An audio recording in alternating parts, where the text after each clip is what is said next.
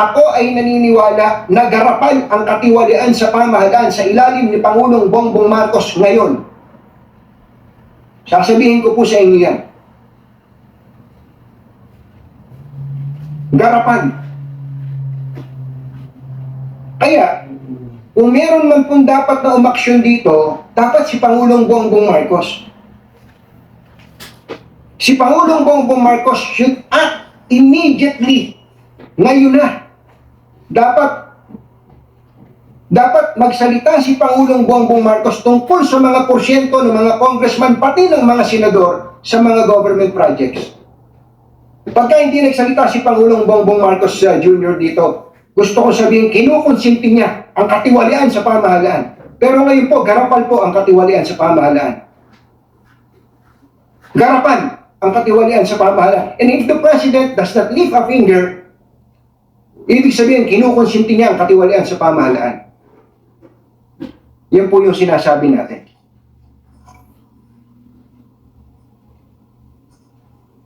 Minessage ko po sila dyan tungkol dyan. Sabi ko, kung hindi, ako po, kahit pa paano, nakakapag-message ako sa ibang mga nasa inner circle. Grabe po. Grabe po ang katiwalian sa mga government projects ngayon. I-quote niyo po ako dyan, kung gusto niyo i-quote ako. Ito, usapan na itong, usapang diretsahan. Tantanan niyo na yung pagbili-bili ng mga projects. Panahon pa ni, alam ni Pangulong Duterte ito, panahon pa niya. Yung mga kongresista, binibenta niyo yung mga projects. At nagpatuloy ito ngayon. Pagka hindi po nilubayan yan, ito pong mga bili-bili ng project na yan, maniwala kayo, we are going to the dogs.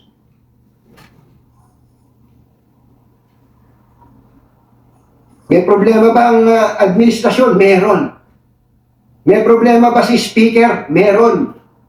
Pero, that does not insulate Vice President Sara Duterte sa mga kamalian. Yung mga, ang problema kasi sa kanya, sasagutin lang eh.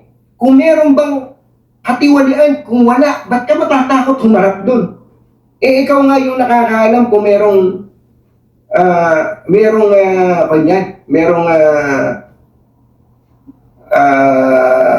katiwalian yan o wala. Saka naman nakakita. Apat na withdrawal ng 125 million each, kalahating billion.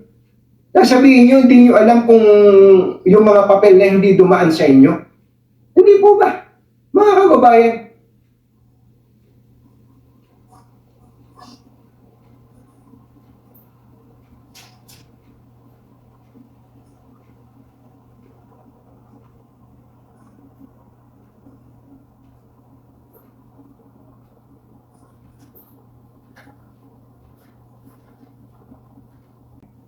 pagka diehard Duterte ka, wala ka ng pakikinggan na katwiran ng kabilang panig. Pag diehard BBM ka, wala ka ng pakikinggan na katwiran ng kabilang panig. Ito na po nangyari sa bayan natin. Ito na po nangyari sa bayan natin, mga kababayan. Opo, yan na po nangyari sa bayan natin ngayon. Kawawa po itong bayan natin. Na-polarize tayo dahil sa mga leader na iniidolo ng karamihan. Hindi po ba?